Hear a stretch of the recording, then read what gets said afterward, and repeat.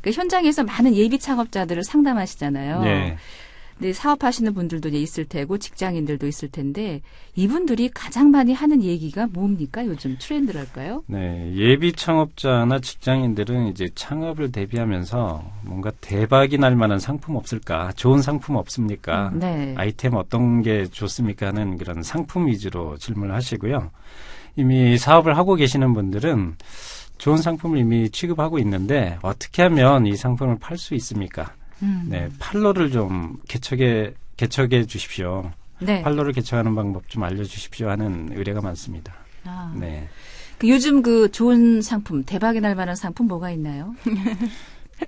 글쎄요, 아이템보다도 저희는 고객의 마음을 어떻게 하면 움직일까 네. 하는 쪽에 아무리 그러니까 아이템이 유망하다 하더라도 그래요. 그것이 시장 규모가 너무 큰 그런 아이템일 경우에는 나하고 진짜 그것이 잘 맞는지 또 이제 후발업자가 그 시장에 진입할 때 경쟁적으로 우위에 있는지 이 부분이 더 먼저 검토가 돼야 된다고 생각을 합니다. 네, 그렇군요.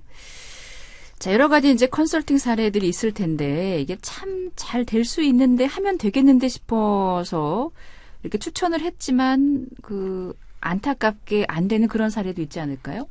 네. 그게 이제 고객의 마음을 잘 못 읽어서 실패했겠지만 네네. 예, 구체적인 예를 좀 있습니다. 들어주신다면은요? 네, 그런 사례가 한 군데 있습니다. 네. 저희가 이제 광고를 잘하는 법, 마케팅을 알려줘서 적용을 해봤는데요. 그 전에 쌓였던 적자가 너무 많아서 사업을 어쩔 수 없이 접었던 상황이 있어요. 그러니까 예. 사업을 하시면서 마케팅 개념 없이 자본금을 다 날린 상태에서 총알이 다 떨어진 상태에서 오셔가지고 네. 활용을 못 하시는 그런 경우도 있었고요. 네. 그러니까 사업이라는 게 전략과 전술 모두 중요합니다. 일단은 전략을 세우시려면은 먼저 이렇게 비즈니스를 뭘 하겠다라는 생각이 있다면은 계획을 세우는 데 있어서 컨설팅을 받는 게 좋겠네요. 네. 자, 이제 이 방송을 듣고 계신 일반 청취자들을 비롯해서 군 장병들에게도 이게 좀 유익한 그런 그 세일스 기법이랄까 이런 것 좀 알려주셨으면 좋겠는데요. 어떻습니까?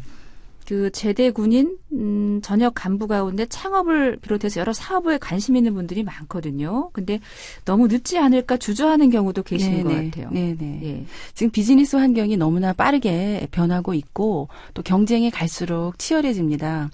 근데 이제 이런 그 경쟁이 치열한 한복판으로 다들 뛰어들려고 하는 것 같아요. 제가 봤을 때는. 네. 그래서 경쟁에서 이기는 길은 사실 경쟁에서 빨리 빠져나와야 되는 거거든요. 그래서 경쟁에서 빠져나오는 길은 남들보다 이제 앞서가야 되는데 네. 그러기 위해서는 남들이 하는 것을 똑같이 따라해서는 앞서갈 수가 없죠. 그렇죠. 네. 그리고 이건 당연히 해야 하는 일임에도 불구하고 그걸 안 하는 사람들이 많습니다. 예. 당연히 해야 하는 일을 해야 하는 것이고 남들이 모르는 것을 내가 알아야 되거든요.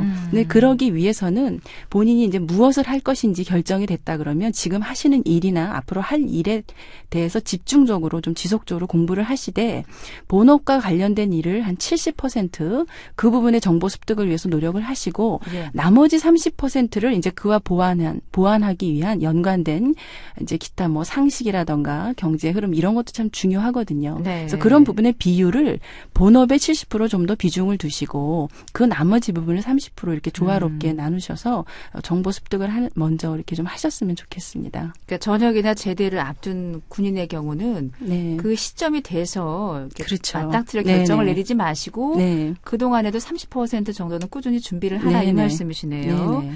근데 또 군에서 오랜 생활을 하셨기 때문에 뭐 경제 상황, 사회 흐름 이런데 뒤처지지 않을까 걱정들 많이 하시거든요. 조언을 좀 사장님께서 해주신다면은요. 예.